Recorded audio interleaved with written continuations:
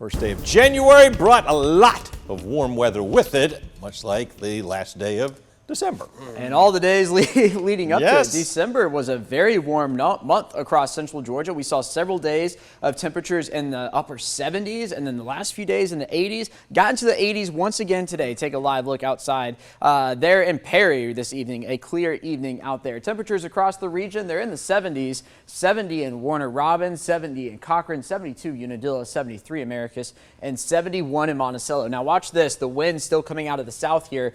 That means we're going to be looking at the warm conditions continuing here for at least the next little bit. Now, it was a windy afternoon. Notice we've seen wind gusts upwards of 25, 30 miles an hour in some spots. We had a wind gust of about 32 miles an hour in Macon earlier today, so you probably noticed that as you stepped outside. Like I said, blew right past the old record of 78 set back in 1985. The new record for New Year's Day is now 82 degrees. All right, here we go with live radar. Quiet across central Georgia, but notice some new red shaded counties over here. A new tornado watch was just issued for portions of western Georgia, so Troup County up towards just west of Metro Atlanta there, so getting closer to central Georgia, and then most of central Alabama now. The reason for it is these storms right in here we're watching, and while there's not a whole lot of thunderstorm energy, we'll call it, there's a lot of shear in the atmosphere. What that means is at the surface, like I said, the winds coming from the south-southwest, you go up a little bit and the direction changes, and that can cause that twisting motion, which is why we're concerned for some isolated tornadoes in the hours ahead tonight. So I'll show you the concern here for central Georgia.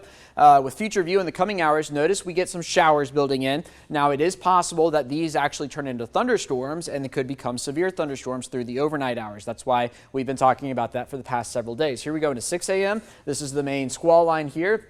What's left of it is going to be riding through central Georgia. Notice some pockets of heavy rain still along about the noon hour. This timing slowed down since we last saw it. And then rolling through central Georgia through the afternoon hours. Notice this is still 5 p.m. and the line itself right about there, and you get some storms forming out ahead of it. So as the squall line comes through, the threat of damaging winds, perhaps some isolated tornadoes, and then the front itself will come through late Sunday into Monday. Notice the temperatures dropping there into the 30s by Monday morning. So if we talk about severe weather impacts, we'll be watching for a low-end event. I want to stress that this is a low-end event, but the timing through the overnight hours and into tomorrow morning. The severe weather outlook looks like this, a level 1 in place for most of central Georgia. I don't expect that to change now. Damaging winds and brief tornadoes, the primary threat there. And something I want you to be mindful of as we head into the overnight hours, again, a low-end event, but it's because the threat will be existing through the overnight hours. You should have a way to receive warnings overnight, and you should not be relying on the outdoor warning sirens because they are not designed to wake you up. Here we go into the long-range stuff. We are good through the middle part of the week, and then it looks like our next front's going to try to work in here about the end of the week, the end of the work week there. We'll be watching for that. 66 the overnight low tonight. Severe storm risk for most of us. Again, that level 1 risk. 7 days shapes up like this. Much cooler for Monday and Tuesday. Back into the 60s on Wednesday and Thursday. Then right back down into the 50s on Friday and Saturday. Connor Hines, I hear you had a bowl of oranges for dinner.